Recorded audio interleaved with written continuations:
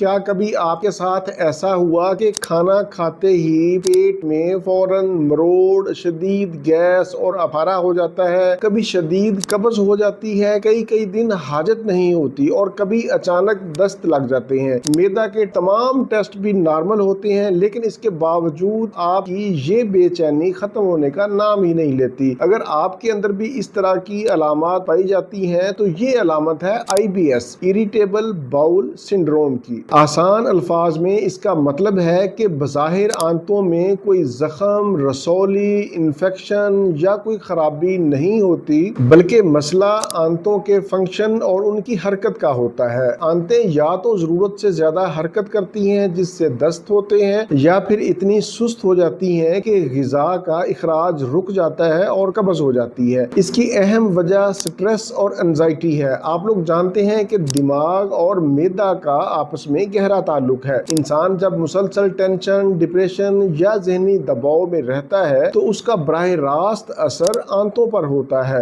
دوسرے نمبر پر بازاری کھانے، ناقص غذا، ملاوٹ والی اشیاء، نیند کی کمی وغیرہ یہ IBS کی اہم وجوہات ہیں۔ جب IBS ہوتا ہے تو پیٹ میں بار بار گیس بنتی ہے، پیٹ ڈھول کی طرح پھول جاتا ہے، ناف کے ارد گرد نچلے حصے میں شدید مروڑ ہوتا ہے، بار بار قبض ہوتی ہے یا پھر کبھی دست لگ جاتے ہیں۔ پخانے میں لیس دار مواد بھی ہوتا ہے۔ یہ اس وقت خطرناک ہوتا ہے جب پخانہ میں بلڈ آئے، مسلسل بخار رہے، انفیکشن ہو جاتا ہے، خون کی کمی ہو جاتی ہے۔ IBS سے بچاؤ کے لیے ضروری ہے کہ آپ ایک مقررہ وقت پر کھانا کھائیں۔ کھانا کھاتے ہوئے جلد بازی نہ کریں، بلکہ آرام سے چبا چبا کر کھانا کھائیں۔ روزانہ 30 منٹ خالی پیٹ واک کریں۔ رات کے کھانے کے 30 منٹ بعد بھی ہلکی پھلکی چہل قدمی ضرور کریں۔ رات کو اپنی نیند پوری کریں۔ یہ تو تھی IBS کی اہم وجوہات، علامات اور پرہیز۔ اب ہم چلتے ہیں علاج کی طرف۔ آج کا نسخہ نوٹ کر لیں۔ یہ ہومیوپیتھی کی 3 چوٹی کی ادویات ہیں۔ پہلے نمبر پر لائکوپوڈیم 30 طاقت میں لینی ہے۔ دوسرے نمبر پر نکس وامکا، اس کو بھی آپ نے 30 طاقت میں لینا ہے۔ اور تیسرے نمبر پر ہے کالوسنتھ، اس کو بھی آپ نے 30 طاقت میں لینا ہے۔ تینوں ادویات کے 3 قطرے 1 گھونٹ پانی میں کھانے سے 30 منٹ پہلے استعمال کریں۔ 15 سے 20 دنوں کے استعمال سے انشاءاللہ آپ کو فائدہ ہوگا۔ ہومیوپیتھی کا